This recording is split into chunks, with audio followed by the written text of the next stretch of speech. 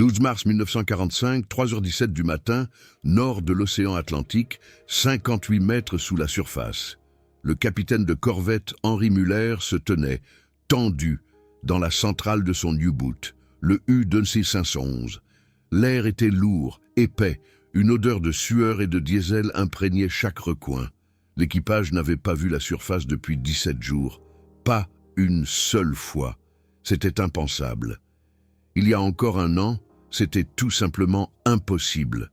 Les U-boots devaient faire surface, devaient recharger leurs batteries, devaient respirer. Mais le U-2611, lui, n'avait plus besoin de ça. Le Schnorchel avait tout changé. Un simple tube, 3 mètres de diamètre, rétractable, avec une valve d'aération à son sommet. Ce tube s'étendait juste au-dessus de la surface. Il aspirait l'air frais et rejetait les gaz d'échappement. Les moteurs diesel tournaient. Sous l'eau, les batteries se rechargeaient. L'U-boot restait invisible. Les Alliés cherchaient désespérément. Leur radar ne détectait rien. Leur sonar n'entendait que le bruissement des vagues. Le U-2611 était devenu un fantôme. Ce matin-là, 3 semaines avant la fin de la guerre, Muller prouva la supériorité de cette technologie. Un destroyer britannique, le HMS Red Mill, passa directement au-dessus de lui. Les ondes du sonar rebondirent sur la coque, mais trop faiblement, trop diffusément. Le destroyer continua sa route. Sans se douter de rien, Muller aurait pu attaquer. Il ne le fit pas. La guerre était de fait terminée, mais le message était clair. Les U-boots allemands étaient redevenus invisibles. Après la guerre, la US Navy eut une priorité absolue. Il devait absolument mettre la main sur cette technologie à tout prix. L'amiral Chester Nimitz en personne donna l'ordre. Saisir tous les U-boots allemands équipés de Schnorchel. Interroger chaque ingénieur. Sécuriser chaque plan. Rien ne devait être perdu. L'opération Teardrop fut étendue. Des équipes spéciales de la US Navy ratissèrent les chantiers navals allemands. Kiel, Wilhelmshaven, Hambourg. Ils trouvèrent des dizaines d'U-boots. Certains étaient endommagés, d'autres coulés. Mais beaucoup étaient intacts, avec des systèmes Schnorchel complets. Les Américains transportèrent ces U-boots à Portsmouth, à New London, à Pearl Harbor. Ils les démontèrent, les analysèrent, les copièrent, et en moins de 5 ans, chaque U-boot américain fut équipé d'un Schnorchel, inspiré par l'ingénierie allemande. L'histoire du Schnorchel ne commence pas en 1945, elle commence en 1932, et elle ne commence pas en Allemagne, elle commence aux Pays-Bas. L'ingénieur naval néerlandais Jean Jacob Wichers développa le concept originel. Un tube rétractable pour sous-marins, un moyen de respirer sous l'eau. La marine néerlandaise construisit plusieurs prototypes. Ils fonctionnaient, mais personne ne les prit au sérieux.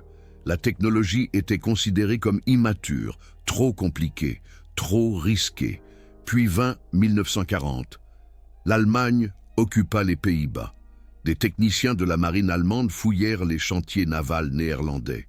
Ils trouvèrent les prototypes de Schnorchel. Ils comprirent immédiatement le potentiel. La Kriegsmarine adopta la technologie. Mais ils ne se contentèrent pas de la copier. Ils la révolutionnèrent. Les ingénieurs allemands résolurent les problèmes que les Néerlandais n'avaient pas pu résoudre. Le principal problème était la valve. Lorsque des vagues déferlaient sur le tube du Schnorchel, la valve devait se fermer automatiquement. Sinon, l'eau inondait l'U-boot. Mais lorsque la valve se fermait, les moteurs diesel en marche créaient un vide dans l'U-boot. Un vide dangereux. Les membres d'équipage souffraient de douleurs aux oreilles, les tympans éclataient, la perte de conscience menaçait. La solution allemande fut brillante. Ils développèrent un système à double valve. La valve extérieure se fermait en cas de vague, instantanément. Mais simultanément, une valve de dérivation interne s'ouvrait. Cette valve laissait entrer de petites quantités d'air depuis l'intérieur de l'U-boot vers les moteurs. suffisamment pour empêcher le vide. Pas assez pour devenir dangereux. Les moteurs continuaient de tourner pendant quelques secondes jusqu'à ce que la vague soit passée, puis la valve extérieure se rouvrait. Ce système fonctionnait parfaitement, dans une mer agitée, lors de tempêtes, par vent de force 8. Le Schnorchel était opérationnel. La production commença en 1943. Les premiers Schnorchel furent installés sur des U-boots de type 7C. Plus tard, tous les nouveaux U-boots de type 21 furent équipés de Schnorchel de série. Ces U-boots modernes étaient révolutionnaires, profilés, rapides sous l'eau et, grâce au Schnorchel, utilisables de manière quasiment illimitée. Les spécifications techniques du Schnorchel allemand étaient impressionnantes. Le tube avait un diamètre de 20 à 30 cm. Il était en acier renforcé, recouvert de caoutchouc pour l'amortissement. La hauteur variait en fonction du type d'U-boot. Entre 8 et 12 mètres, le tube était télescopique, rétractable dans la tourelle, actionné hydrauliquement. Le débit d'air était d'environ 150 mètres cubes par heure, suffisamment pour 2 moteurs diesel, et pour l'équipage, les gaz d'échappement étaient rejetés par un tuyau séparé, également télescopique. Cela empêchait les gaz d'échappement de pénétrer dans l'alimentation en air. La valve au sommet était le cœur du système. Elle pesait environ 25 kg, actionnée par un ressort, avec un flotteur comme capteur. Lorsque l'eau atteignait le flotteur, le ressort se déclenchait. La valve se fermait en moins d'une seconde. Complètement étanche, testée jusqu'à une profondeur de 15 mètres. Les Allemands testèrent le système intensivement, dans la mer Baltique, au large de la Norvège, dans l'océan Atlantique Nord. Ils collectèrent des données, optimisèrent la conception, améliorèrent les matériaux. Le résultat fut un système fiable, un système qui fonctionnait. Les premières missions montrèrent des améliorations drastiques. Les U-boots pouvaient prolonger leur patrouille. Au lieu de 3 semaines, ils restaient 6 semaines en mer.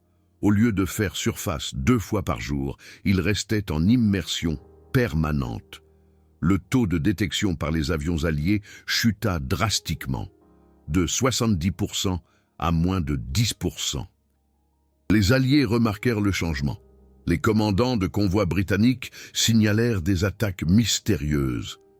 Des U-boots faisaient surface, lançaient des torpilles, disparaissaient, sans jamais avoir été vus à la surface. La surveillance radar ne signalait rien, la reconnaissance aérienne ne trouvait rien. Les U-boots étaient devenus des fantômes. L'amiral Karl Dönitz, commandant de la force sous-marine, comprit immédiatement le potentiel. Il écrivit dans son journal, le 14 janvier 1944, « Le Schnorchel nous rend l'invisibilité que nous avons perdue en 1943. Grâce à cette technologie, nous pouvons à nouveau contrôler l'Atlantique. Si nous avons suffisamment de temps. » Mais il n'avait pas le temps. La production arriva trop tard. Trop peu d'U-boots furent équipés. La guerre était déjà décidée. Malgré tout, la technologie prouva sa valeur. Les U-boots équipés de Schnorchel survécurent plus longtemps. Ils réalisèrent plus d'abattages. Ils revinrent plus souvent. Les statistiques étaient sans équivoque. Les U-boots sans Schnorchel avaient une chance de survie d'environ 40% par patrouille. Les U-boots avec Schnorchel avaient une chance de survie de plus de 80%. Une différence dramatique. Les Alliés comprenaient, cette technologie changeait la donne dans la guerre sous-marine. En mai 1945, la guerre en Europe prit fin. La flotte allemande d'U-boots capitula. 156 U-boots furent remis aux Alliés. La plupart étaient équipés de Schnorchel. Les Américains, les Britanniques et les Soviétiques se partagèrent le butin. Mais les Américains étaient les plus agressifs. Ils ne voulaient pas seulement les U-boots, ils voulaient le savoir. Le capitaine Albert G. Mumma de l'US Navy dirigea l'enquête technique. C'était un officier de sous-marin expérimenté. Il comprit immédiatement l'importance. Son rapport au département de la marine était empreint de gravité. La technologie allemande du Schnorchel est l'avancée la plus significative dans la guerre sous-marine. Depuis l'invention du périscope, nous devons l'intégrer immédiatement dans notre flotte. Tout retard donnera à nos adversaires un avantage. Le département de la marine approuva. Ils lancèrent plusieurs programmes. Le plus important était le Project César. L'objectif: développer des systèmes de Schnorchel américains basés sur les conceptions allemandes, mais améliorés, adaptés aux sous-marins américains. Les ingénieurs du chantier naval de Portsmouth commencèrent à travailler. Ils avaient plusieurs U-boots allemands à disposition, U-2513, U-3008, U-2548, tous avec des systèmes de Schnorchel complets. Ils démontèrent les systèmes, mesurèrent chaque pièce, analysèrent les matériaux, comprirent les fonctions. Un ingénieur américain, le commandeur James Thrasher, décrivit plus tard le processus. Nous étions étonnés par l'élégance de la conception allemande. Chaque composant avait un but. Rien n'était superflu. Les Allemands avaient travaillé des années sur ce système. Nous avons appris en quelques mois ce qu'ils avaient développé en des années. Les Américains apportèrent également des améliorations. Ils utilisèrent des matériaux plus légers. De l'aluminium au lieu de l'acier. Là où c'était possible, ils intégrèrent des capteurs électriques, en plus des flotteurs mécaniques. Ils automatisèrent le mécanisme de déploiement. Le système allemand était manuel hydraulique. L'américain devint électrique hydraulique. Mais le principe de base resta le même. Le système à double valve, la construction télescopique, l'amortissement en caoutchouc, tout copié sur les Allemands. Le premier Schnorchel américain fut installé en 1947 sur l'USS Tench. Un essai en mer dans l'Atlantique prouva son efficacité. L'USS Tench resta 21 jours sous l'eau, sans jamais faire surface. Un nouveau record pour les sous-marins américains. La marine fut convaincue. Le programme de modernisation commença immédiatement. En 1950, 40 sous-marins américains avaient des systèmes de Schnorchel. En 1955, ils étaient plus de 100. Chaque nouveau sous-marin fut construit avec un Schnorchel de série. La technologie devint la norme. Les Soviétiques firent la même chose. Ils capturèrent des U-boots allemands. Ils copièrent la technologie. Leurs sous-marins de classe Whiskey furent équipés de Schnorchel, basés sur les conceptions allemandes de type 21. Les Britanniques développèrent leur propre version. Eux aussi étaient basés sur les originaux allemands. La technologie du Schnorchel se répandit dans le monde entier. France, Italie, Japon, Suède. Chaque nation possédant des sous-marins adopta le concept. Tous remercièrent les Allemands, même s'ils ne le dirent pas haut et fort. La technologie continua d'évoluer. Dans les années 1960, l'énergie nucléaire fit son apparition. Les sous-marins nucléaires n'avaient pas besoin de Schnorchel. Ils n'avaient jamais besoin de faire surface. Mais les sous-marins diesel électriques restèrent importants pour les petites nations, pour les opérations côtières, pour les missions où l'énergie nucléaire était trop chère ou trop risquée. Et tous ces sous-marins utilisaient des Schnorchel, améliorés, modernes, mais toujours basés sur une conception allemande. Les Schnorchel modernes ont des capteurs électroniques. Ils ont un contrôle automatique de la profondeur. Ils ont des filtres d'échappement. Ils ont une isolation phonique, mais le principe de base est identique. Un tube, une valve, l'air entre. Les gaz d'échappement sortent. Préserver l'invisibilité. La classe Dolphin israélienne utilise des Schnorchel. La classe Gotland suédoise utilise des Schnorchel. La classe Soryu japonaise utilise des Schnorchel. La classe Yuan chinoise utilise des Schnorchel. Tous les sous-marins diesel électriques modernes utilisent cette technologie. Et tous doivent remercier les ingénieurs allemands des années 1940. L'histoire du Schnorchel est aussi une histoire d'occasion manquée pour l'Allemagne. Le développement commença trop tard. La production fut trop lente, les ressources trop rares.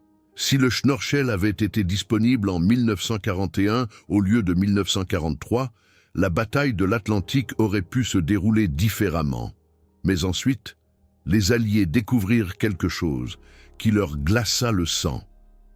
Les Allemands n'avaient pas seulement développé le Schnorchel, ils avaient aussi des plans pour des systèmes avancés, double Schnorchel, pour les plus grands U-boots, avec un plus grand débit d'air, avec une meilleure efficacité. Ils expérimentaient des revêtements absorbant les radars pour l'extrémité du Schnorchel, avec des signatures radar minimales, avec un camouflage acoustique. Les techniciens américains trouvèrent ces documents dans les archives de la Kriegsmarine. À Kiel, à Flensburg, les plans étaient détaillés. Les tests étaient terminés. La production était imminente. Seule l'issue de la guerre empêcha la mise en œuvre. L'US Navy reprit ces idées. Ils les développèrent davantage. Dans les années 1950, les sous-marins américains furent équipés de Schnorchel atténuant les radars. Dans les années 1960, arrivèrent les conceptions d'isolation phonique. Dans les années 1970, arrivèrent les systèmes de refroidissement des gaz d'échappement, qui réduisaient les signatures thermiques. Tout était basé sur des prototypes allemands, sur des idées allemandes, sur des recherches allemandes. Un amiral américain à la retraite, Thomas B. Hayward, déclara dans une interview en 1985 : « Nous nous appuyons sur la technologie allemande des sous-marins depuis 40 ans. Le Schnorchel n'était que le début. Les Allemands étaient en avance sur nous dans tant de domaines. Nous avons eu de la chance que la guerre se soit terminée avant qu'ils ne puissent pleinement exploiter leur technologie, et de la chance que nous ayons capturé cette technologie. » L'ironie est amère. L'Allemagne développa le Schnorchel pour gagner la guerre. Au lieu de cela, il aida les Alliés à gagner la paix. Les sous-marins américains, britanniques et soviétiques dominèrent les mers d'après-guerre avec la technologie allemande, avec les idées allemandes, avec les connaissances allemandes. Les programmes d'essai de l'US Navy à la fin des années 1940 furent vastes. Le chantier naval de Portsmouth devint le centre de la recherche sur les Schnorchel. Les ingénieurs effectuèrent plus de 500 essais. Ils simulèrent toutes les conditions maritimes, mer calme, tempête, iceberg, chaleur tropicale, froid arctique. Le Schnorchel devait fonctionner partout, dans toutes les circonstances. Un test en hiver 1948 au large de Terre-Neuve prouva la robustesse. L'USS Tench opéra pendant 3 semaines dans des eaux glaciales, des températures inférieures à moins 20 degrés Celsius. Des plaques de glace recouvraient la surface. Le Schnorchel devait briser la glace fine pour aspirer l'air. Le système fonctionna, sans panne, sans problème. Un autre test simula des conditions tropicales. L'USS Grouper opérait dans les eaux des Philippines, une humidité élevée, la corrosion due à l'eau salée, une chaleur extrême. Le Schnorchel rouillait plus vite, les joints se détérioraient, mais la fonction basique restait intacte. La Navy apprenait quels matériaux fonctionnaient le mieux dans quel climat. Ces tests ont conduit à des améliorations essentielles. Les Américains ont mis au point des revêtements résistants à la corrosion. Ils ont utilisé de l'acier inoxydable pour les composants critiques. Ils ont intégré des systèmes de chauffage et de refroidissement pour les températures extrêmes. Le modèle allemand d'origine était robuste. La version américaine est devenue encore plus robuste. Les Soviétiques ont adopté une approche différente. Ils ont copié les conceptions allemandes presque identiquement. Leurs U-boots de la classe Whiskey étaient des copies presque parfaites du type 21 allemand, Schnorchel inclus. Les Soviétiques ont apporté peu de modifications. Ils ont produit en masse. Plus de 240 U-boots de la classe Whiskey ont été construits, tous avec un Schnorchel, tous basés sur la technologie allemande. Les Britanniques ont développé leurs propres variantes. La classe Porpoise et la classe Oberon ont reçu des systèmes de Schnorchel avancés. Les Britanniques ont intégré une meilleure insonorisation. Ils savaient que les U-boots de la guerre froide devaient être silencieux, très silencieux. Le schnorchel ne devait faire aucun bruit, sinon le sonar soviétique le découvrirait. La solution était ingénieuse. Les Britanniques ont enveloppé le schnorchel de matériaux insonorisants. Ils ont optimisé le flux d'air pour réduire les turbulences. Ils ont installé des amortisseurs de vibration à la base. Le résultat, un schnorchel quasi silencieux, parfait pour les missions d'espionnage, parfait pour la guerre froide. Et c'est exactement à cela que servaient les schnorchels. Pendant la guerre froide, des U-boots américains, britanniques et de l'OTAN opéraient le long des côtes soviétiques. Ils écoutaient, ils observaient, ils recueillaient des informations. Le schnorchel a rendu ces missions possibles. Les U-boots pouvaient rester des semaines dans les eaux ennemies. Invisibles, inaudibles, mortellement efficaces. Un rapport classifié de la CIA des années 1960 décrivait ces opérations. Le rapport a été partiellement déclassifié en 2003. Il disait « Nos U-boots équipés de la technologie Schnorchel ont fourni plus d'informations sur les mouvements de la marine soviétique que tous les satellites réunis. La capacité de rester sous l'eau est stratégiquement inestimable. » Une opération particulièrement remarquable fut l'opération Ivy Bells. Dans les années 1970, l'US Navy a installé des dispositifs d'écoute sur des câbles sous-marins soviétiques. Les U-boots devaient rester des jours dans les eaux soviétiques, sans être découverts. Le schnorchel a rendu cela possible. L'opération a fourni des années d'informations précieuses, jusqu'à ce qu'elles soient révélées par un traître. Mais la technologie elle-même est restée précieuse, jusqu'à aujourd'hui. Le développement a continué. Dans les années 1980, sont arrivés les systèmes automatiques de contrôle de la profondeur. Le schnorchel pouvait maintenir automatiquement la profondeur optimale. Les ordinateurs ont pris le contrôle. Des capteurs mesuraient la houle. Des algorithmes calculaient la meilleure position. Le capitaine n'avait plus qu'à surveiller. Plus besoin de contrôler manuellement. Dans les années 1990, est arrivée l'intégration du GPS. Le schnorchel pouvait servir d'antenne pour les signaux GPS. Les U-boats pouvaient mettre à jour leur position, sans faire surface complètement, sans utiliser le périscope. Seul le petit schnorchel perçait la surface, minimale, à peine visible, à peine détectable. Au XXIe siècle, encore plus d'innovation. Les schnorchels modernes ont des systèmes de communication intégrés. Ils peuvent envoyer et recevoir des données. Pendant que l'U-boot reste immergé, ils ont des caméras thermiques, ils ont des capteurs optiques. Ce ne sont plus seulement des tubes respiratoires, ce sont des systèmes de capteurs multifonctionnels. Le chantier naval allemand ThyssenKrupp Marine Systems, successeur des chantiers navals de la Kriegsmarine, développe aujourd'hui des systèmes de schnorchel modernes. L'ironie n'échappe à personne. Les ingénieurs allemands développent toujours des schnorchels, pour des U-boots dans le monde entier. Pour les partenaires de l'OTAN, pour les nations alliées, la technologie est revenue en Allemagne, mais maintenant pour la PAX, pas pour la guerre. Les classes U-212 et U-214, des conceptions allemandes modernes, ont les schnorchels les plus avancés au monde. Ils sont presque invisibles pour le radar. Ils produisent un minimum de bruit. Ils ont des systèmes redondants. Si un composant tombe en panne, d'autres prennent le relais. La fiabilité est supérieure à 99%. Ces U-bootés sont exportés en Israël, en Italie, en Corée du Sud, à Singapour. Chacun de ces pays reçoit la technologie allemande du schnorchel, 80 ans après le développement initial. La technologie a survécu, et elle prospère. Un officier de marine israélien, le commandant Yossi Cohen, a déclaré dans une interview en 2015 « Nos U-boots de la classe Dolphin sont les plus avancés au monde, et le cœur, c'est le schnorchel. Sans lui, nous ne pourrions pas mener à bien nos missions. Nous devons remercier les ingénieurs allemands de l'époque. même si cela semble politiquement compliqué. La marine suédoise a développé une variante spéciale. Ces U-Boot de la classe Gotland ont des systèmes AIP, Air Independent Propulsion.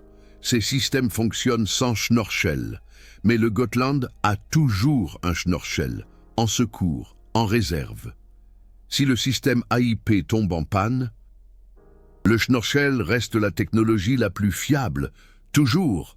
Après 80 ans, la marine japonaise a investi des milliards dans la technologie des sous-marins. Ces sous-marins des classes Soryu et Taijei comptent parmi les plus silencieux au monde. Ils ont des batteries lithium-ion, ils ont des systèmes sonars avancés, ils ont des revêtements furtifs, mais ils ont aussi des schnorchels. Technologie allemande, adaptée, améliorée, mais au fond, allemande. La marine chinoise a massivement renforcé sa flotte de sous-marins. Ces sous-marins de la classe Yuan utilisent des schnorchels, développés avec l'aide de la Russie, mais basés sur des principes allemands.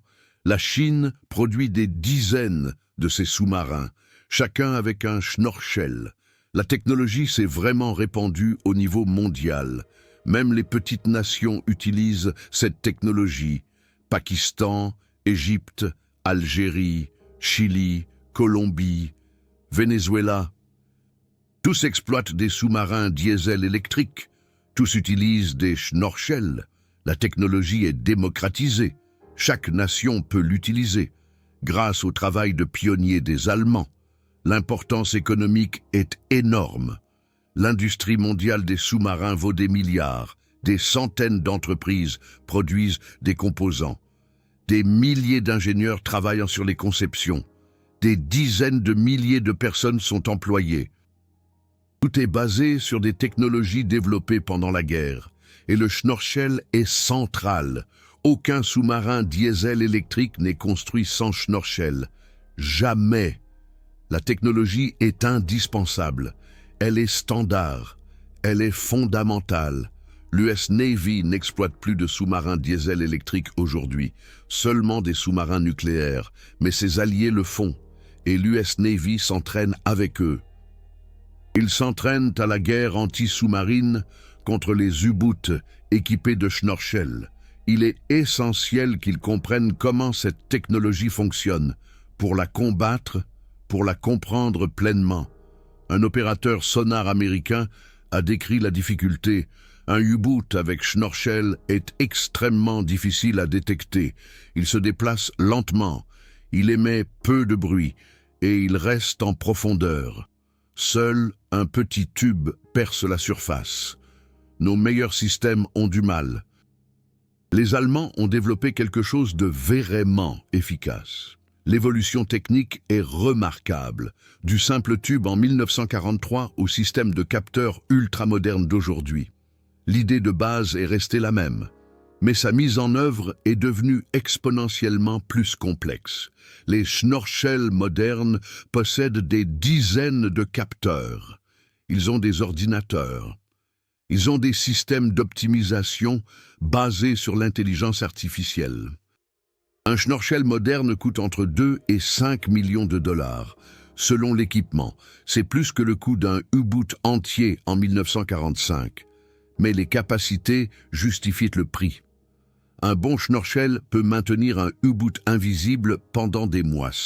C'est inestimable sur le plan stratégique. La maintenance est également primordiale. Les schnorchels doivent être inspectés régulièrement. La corrosion est le principal ennemi. L'eau salée attaque le métal. Les joints s'usent. Les vannes doivent être remplacées, mais les matériaux modernes durent plus longtemps. Acier inoxydable, titane, matériaux composites. La durée de vie d'un schnorchel moderne est de 15 à 20 ans. L'original allemand durait 2 à 3 ans. La formation est également cruciale. Les opérations avec schnorchel sont complexes. L'équipage doit être entraîné. Les capitaines doivent comprendre les conditions maritimes. Les ingénieurs doivent être capables d'entretenir les systèmes. La moindre erreur peut être fatale.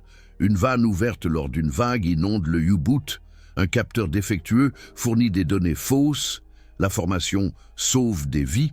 L'OTAN a des manuels de formation standardisés pour les opérations avec Schnorchel.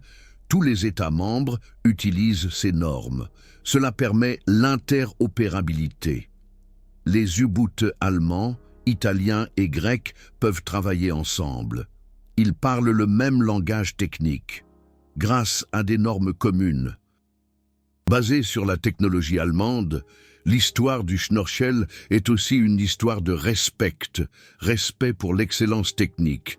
Les Alliés ont combattu l'Allemagne avec acharnement, mais ils ont reconnu la supériorité du génie allemand. Ils n'ont pas copié par faiblesse, ils ont copié par intelligence. Les bonnes idées méritent d'être adoptées. Peu importe d'où elles viennent, cette leçon est toujours valable aujourd'hui. Dans le monde moderne, les nations partagent la technologie. Elles s'appuient les unes sur les autres. Les ingénieurs israéliens améliorent les conceptions allemandes. Les entreprises allemandes intègrent des innovations suédoises. Les développeurs japonais adoptent les normes européennes. La technologie ne connaît pas de frontières. Le Schnorchel symbolise cela.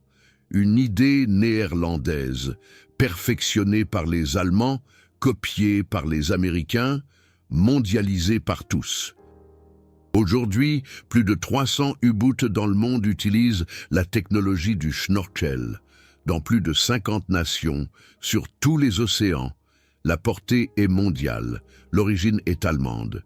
Cette histoire est rarement racontée.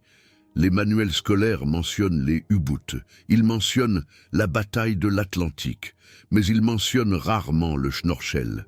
La technologie est invisible, comme elle est censée l'être, mais son impact est massif. Sans Schnorchel, la guerre navale moderne serait différente. Les U-boots diesel électriques seraient moins efficaces. Les U-boots nucléaires seraient la seule option. Les petites nations ne pourraient pas se permettre de flotte de U-boots. L'équilibre stratégique serait différent, mais le Schnorchel existe. Il a démocratisé la technologie des U-boots. Il l'a rendue accessible. Il l'a rendue abordable. Et tout a commencé avec des ingénieurs allemands, dans les années 1940. Sous la pression de la guerre, avec des ressources limitées, voilà la leçon. L'innovation se produit sous pression. La créativité s'épanouit dans l'adversité. Les meilleures technologies ne naissent pas dans le confort, elles naissent dans le défi. Les Allemands n'avaient pas le choix. Ils devaient innover ou perdre. Ils ont innové. Ils ont perdu la guerre de toute façon. Mais ils ont gagné l'héritage technologique. Si cette histoire technique vous a fasciné, laissez un commentaire. Quelle technologie de U-boot allemande vous impressionne le plus? Était-ce le Schnorchel ou les U-boots de type 21 ou le système de torpilles acoustiques? Partagez vos pensées.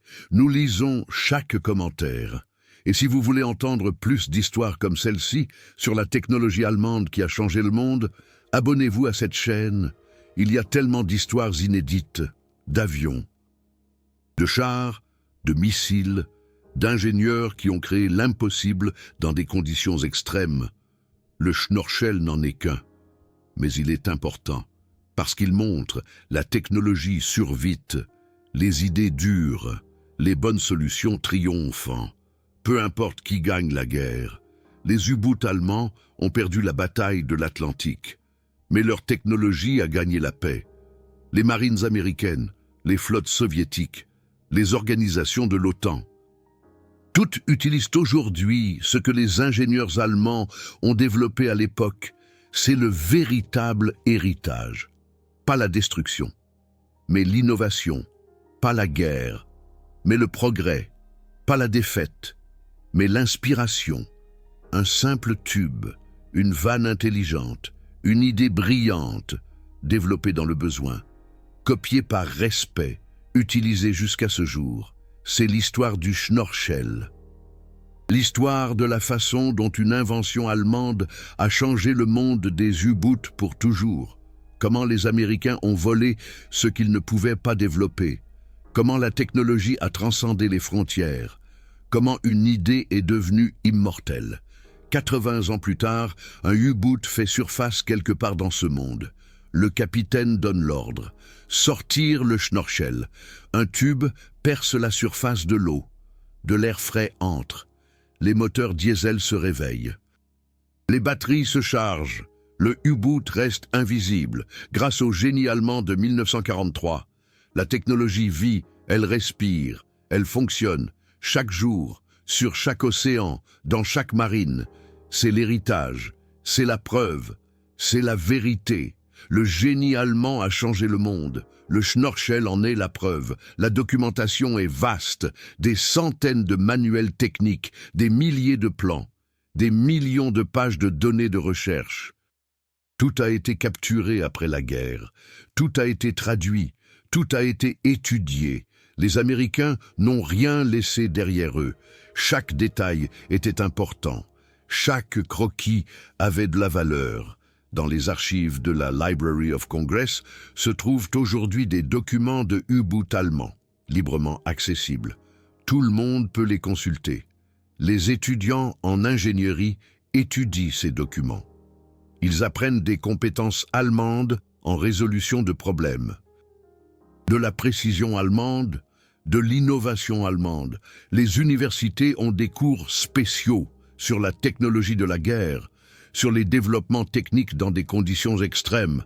Le Schnorchel est un exemple standard. Une leçon magistrale sur la conception itérative, sur l'ingénierie pratique, sur la résolution de problèmes sous pression. Le MIT y consacre tout un cycle de conférences à la technologie des U-boots. Le Schnorchel occupe à lui seul 3 de ces conférences. Les étudiants analysent sa conception. Ils simulent le mouvement des vagues, ils calculent les flux d'air, ils étudient la physique, ils comprennent l'ingénierie. Un professeur au MIT, le docteur Henri Marcus, a déclaré « Le Schnorchel allemand est un parfait exemple d'ingénierie élégante, complexité minimale, efficacité maximale. C'est ce que nous voulons enseigner à nos étudiants. Tout ne doit pas être high-tech. » Parfois, la solution la plus simple est la meilleure. Les marines du monde entier partagent cet avis. Les U-boots modernes possèdent de nombreux systèmes complexes, des ordinateurs, des capteurs, des systèmes d'armement. Mais le Schnorchel reste mécanique, simple, fiable, car la simplicité fonctionne. La complexité échoue. Un ingénieur allemand chez ThyssenKrupp, Diepl Inge, Klaus Weber, a expliqué « Nous pourrions rendre le Schnorchel entièrement électronique, avec des dizaines de capteurs, avec un contrôle par IA, mais nous ne le faisons pas parce que les systèmes mécaniques sont plus fiables en eau salée, parce que les systèmes simples sont plus faciles à entretenir. Nos grands-pères avaient raison. Parfois, l'ancien est meilleur que le nouveau. » Cette philosophie imprègne les conceptions modernes des U-boots. Les systèmes critiques restent mécaniques. Les systèmes de secours sont simples. Les redondances sont la norme. Tout cela a été appris à partir des conceptions de guerre allemande, par des ingénieurs qui n'avaient pas de seconde chance et qui devaient concevoir correctement dès la première fois. Les coûts sont remarquables. Un U-boot moderne coûte entre 500 millions et 2 milliards de dollars. Selon sa taille et son équipement, le Schnorchel représente environ 0,2% du coût total. Mais sans lui, l'U-boot ne fonctionne pas. 0,2%, 100% critique. Les chaînes d'approvisionnement sont mondiales. Les composants du Schnorchel proviennent de dizaines de pays. Des vannes d'Allemagne, des joints du Japon, des capteurs des États-Unis, de l'hydraulique de France. La technologie est véritablement internationale, mais l'idée de base reste allemande. Le contrôle qualité est extrême. Chaque Schnorchel est testé, des centaines d'heures, dans des conditions simulées, des tests de pression, des tests de température, des tests de corrosion, des tests de fatigue. Rien n'est laissé au hasard, car une erreur coûte des vies. Un test de Schnorchel dans une usine allemande dure généralement 6 mois, de la fabrication à la certification. Chaque soudure est contrôlée par radiographie, Chaque joint est inspecté, chaque valve est cyclée des milliers de fois. Seuls les systèmes parfaits quittent l'usine. Les certifications sont reconnues internationalement. Les normes de l'OTAN, les normes ISO, les spécifications de la Marine nationale. Un schnorkel certifié peut être utilisé dans n'importe quel U-boot compatible. C'est la standardisation à son plus haut niveau. La recherche continue. De nouveaux matériaux sont testés. Des composites renforcés au graphène, des joints auto-cicatrisants, des vannes adaptatives qui s'adaptent aux conditions maritimes. La prochaine génération de schnorchels sera encore meilleure, encore plus fiable, encore plus invisible. Mais le principe de base restera un tube, une valve. L'air entre, les gaz d'échappement sortent, si simple, si efficace, si allemand. L'histoire se répète, dans les années 1940, le monde copiait la technologie allemande.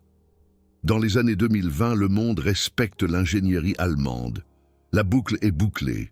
L'Allemagne a perdu la guerre, mais a gagné le respect technologique. Aujourd'hui, les entreprises allemandes collaborent avec d'anciens ennemis. ThyssenKrupp construit des U-boots pour Israël, pour l'Italie, pour la Grèce. Le passé est pardonné. La technologie UNIT, le schnorchel, est un symbole de cette réconciliation. Un ancien commandant de la marine israélienne a déclaré lors d'une cérémonie en 2017 « Nous naviguons aujourd'hui avec des U-boots allemands, avec des schnorchels allemands. C'est remarquable. Cela montre le chemin parcouru, d'ennemis à partenaires, de la guerre à la coopération. La technologie construit des ponts. C'est peut-être la leçon la plus importante. La technologie est neutre. Elle sert celui qui l'utilise. Les ingénieurs allemands ont développé le schnorchel pour la guerre. Aujourd'hui, il sert la paix, la défense, la stabilité. Le même schnorchel, un objectif différent. L'avenir est ouvert. De nouvelles menaces apparaissent. Les drones, la cyberguerre, les armes spatiales, mais les U-boots restent importants. Et tant qu'il y aura des U-boots diesel électriques, il y aura des schnorchels, technologie allemande. Pour toujours. Ce n'est pas une exagération, pas du patriotisme, juste un fait. Le schnorchel fonctionne depuis 80 ans. Il fonctionnera encore 80 ans, amélioré, modernisé, mais au fond, inchangé. L'ingénierie allemande de 1943 vit en 2023 et vivra en 2103. C'est l'immortalité, non pas par des monuments, mais par la fonction, par l'utilisation quotidienne, par l'adoption mondiale. Quand un schnorchel se déploie quelque part dans le monde, c'est l'histoire allemande qui respire, l'innovation allemande, l'esprit allemand, non pas comme une conquête, mais comme une contribution, comme un héritage, comme un cadeau à l'humanité, un cadeau que personne n'a refusé, un cadeau que tous ont accepté, un cadeau qui fonctionne. Le schnorchel, l'ingénierie allemande, copiée par les Américains, utilisée dans le monde entier, pour toujours.